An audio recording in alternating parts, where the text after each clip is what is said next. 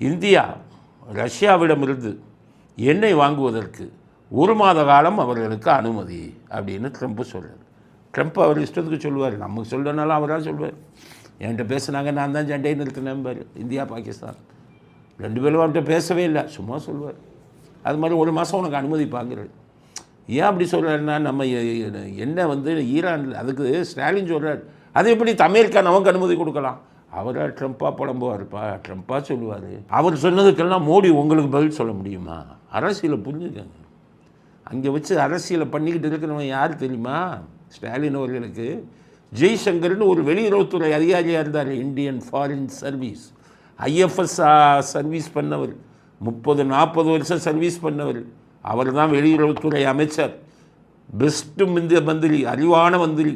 அவர் தான் இதெல்லாம் பண்ணிக்கிட்டு இருக்காரு, வெளிநாட்டு இதெல்லாம். நம்ம இங்கே லோக்கலு, இங்கே சுற்றி நீங்கள் சொன்னபடி உங்கள் உயரம் வேறு, அவர் உயரம் வேறு. அவருக்கு நீங்கள் போய் அட்வைஸ் பண்ணலாமா? அமெரிக்கா எப்படி நமக்கு அனுமதி கொடுக்கலாம்? அவன் சொல்கிறான் என்னென்னா, ஈரான்கிட்ட தான் நம்ம ஆயில் வாங்குகிறோம்.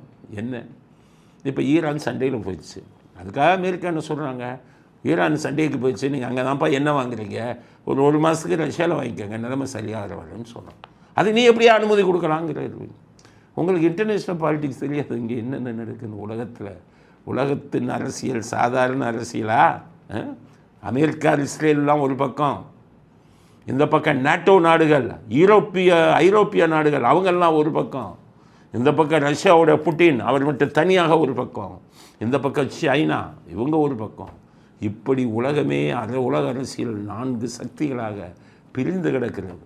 ஒவ்வொருத்தனும் இன்னொருத்தனை எப்படி அமுக்கலாம் அப்படின்னு தான் பார்த்துக்கிட்டு இருப்பான். பொருளாதார ரீதியாக, வர்த்தக ரீதியாக எப்படி இது பண்ணலாம்? சைனா வரான், சைனா லண்டனில் துறைமுகத்தை வாங்கிட்டான்.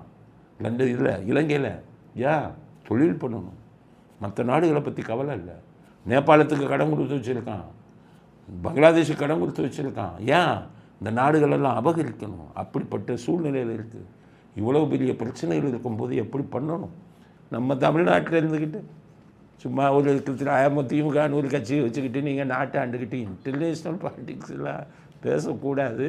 பேசுகிற அளவுக்கு இங்கே யாருக்கும் தகுதி இருக்கிறதா நான் நினைக்கல. பெரிய பெரிய வெட்டரன், பெரிய பெரிய முதலைகள், பெரிய பெரிய அறிவாளிகள் எல்லாம் இந்தியாவில் டெல்லியில் உட்காந்துக்கிட்டு நாட்டை ஆண்டு கொண்டிருக்கிறார்கள்.